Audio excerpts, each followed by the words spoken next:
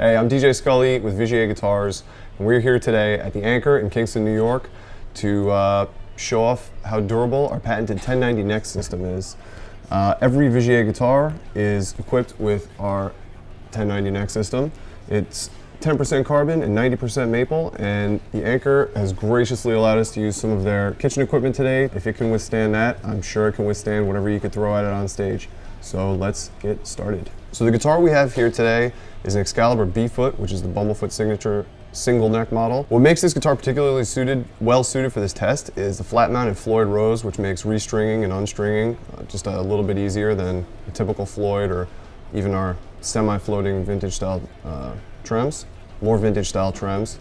Like all of our guitars, it features stainless steel frets, our proprietary trem system, which pivots on needle bearings instead of knife edges, so it never wears out, it always comes back to zero. With the exception of the Sean Lane guitar, all of the Excalibur series comes with a guaranteed action of 1.5 millimeters on the treble side on the 12th fret and 2 millimeters on the bass side on the 12th fret.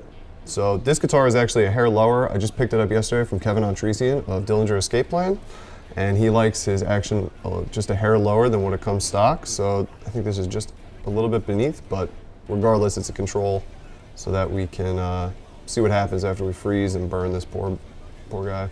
Flip it around and show you the bass side. There you go, just a hair under 2 millimeters, I think. What we're gonna do is we're gonna throw this neck in the freezer for the next hour or so until it gets nice and cold, then we're gonna pop it back on the guitar and see if anything shifted. So you might be asking yourself why we're choosing to torture these guitar necks, so I figured I would use this sample to show you what makes our necks so special and what sets us apart from the rest of the crowd. Really the big thing with the necks is our 1090 neck system, which was previously mentioned, and what that means is that every neck is 10% carbon and 90% maple. So we start with maple grown in France, and it comes in slabs. We buy it by the tree, it comes in slabs, and we let it air dry for 3 years. Then what we do is we do a rough cut of the neck and the body shape, and then whatever needs to be glued in, like the carbon, or in the case of certain guitars, a top, we'll glue that on, and then we'll let it sit for another year just to let it dry before we do final shaping and sanding. So most guitars, the wood they're made out of is 3 to 5 years old before it even reaches the store's shelves.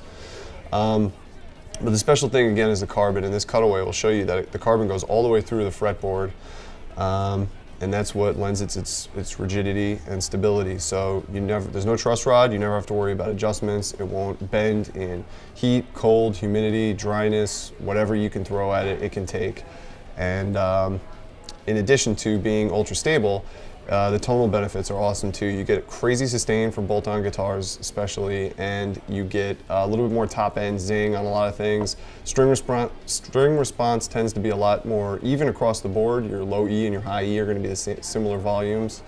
And there's absolutely no dead spots on the frets. This is an older neck, so it's got nickel frets, and they're kind of gnarly looking right now, but with the stainless steel frets we're using now, the neck is completely worry-free for years and years and years of use.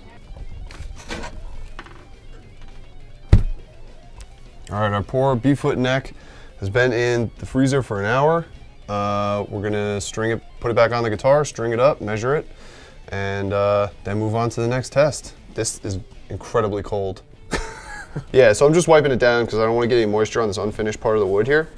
I don't think it would be terribly harmful, but you know, like this neck is soaking wet coming out of that freezer, so just for the sake of any electronics I might touch or anything like that, I'm just gonna dry it off real quick, but you see all that frost coming off. And you know what's really nice is the finish. This is our matte black finish.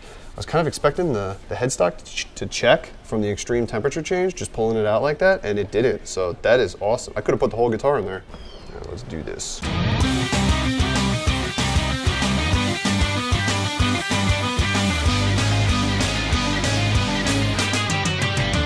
If you recall, earlier in the video, it's supposed to be 1.5 millimeters on the 12th fret on the treble side E and 2 millimeters on the bass side, but this guitar was a little bit lower because of the preference of the last player.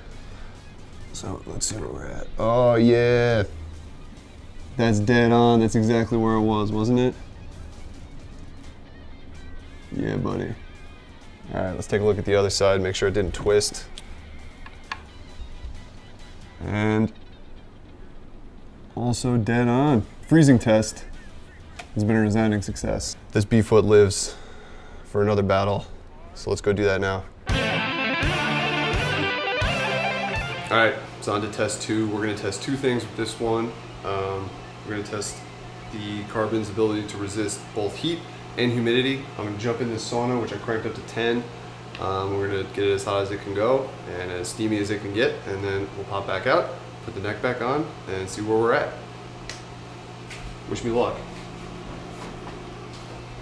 Oh, it's already hot.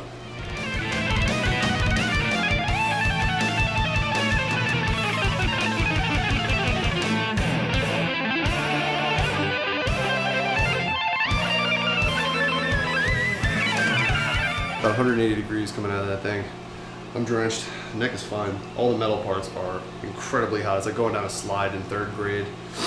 So we're gonna go pop it back on the body and take some measurements, make sure it didn't move again. All right, so we're back at the Anchor after getting out of the sauna and a quick dip in the pool. I'm gonna reassemble the guitar. We're gonna string it up and see if 180 something degrees and who knows what amount of humidity in the sauna did to the neck.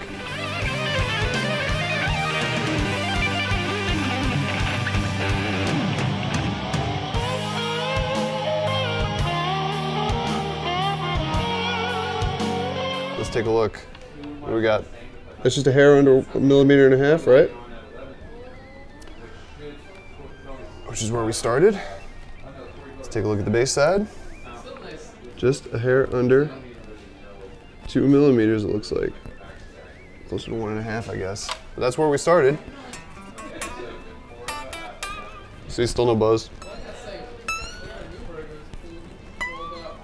Okay, so today, the neck of this Excalibur B-foot was frozen, briefly thawed, reinstalled, tuned up, strung up, pulled off again, brought into a sauna, heated up, sweated out, and put back on. And the thing is still perfect. So thank you very much to the Anchor, to Gear Gods, and to Mr. Patrice Vigier for designing such a wonderful instrument for everybody.